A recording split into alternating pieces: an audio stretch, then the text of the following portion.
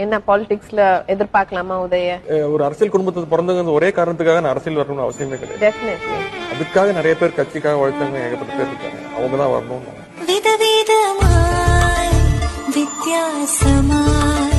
உங்க குடும்பத்தில இருந்து யாராவது இனிமே அரசியலுக்கு வர வாய்ப்பு இருக்கா சார்? நிச்சயமாக என்னுடைய மகனாக இருந்தாலும் சரி, என்னுடைய மருமகனாக இருந்தாலும் சரி, அல்லது எங்கள் வீட்டில் இருக்கக்கூடிய யாராக இருந்தாலும் அரசியலுக்கு வருவதற்கான வாய்ப்புகள் இல்லை என்பதை நான் அழுத்த நிறுத்தமாக தெரிவித்துக் கொள்கிறேன்.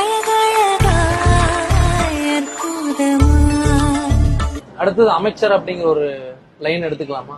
எனக்கு நான் ஏத்துக்க மாட்டேன். எனக்கு இன்னும் கொஞ்சம் இப்பதான் முதல் முறை சட்டமன்ற உறுப்பினர் ஆயிருக்கேன். அதனால எனக்கு வேணாம் தான் சொல்லுவேன். தலைவர் அந்த மாதிரி ஒன்னும் பையனுக்காக கொடுக்கணும் அப்படின்லாம் அந்த மாதிரி முடிவு எடுக்க மாட்டாங்க.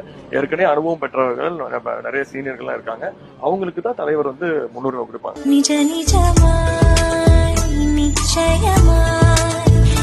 தொட்டு தொடரும்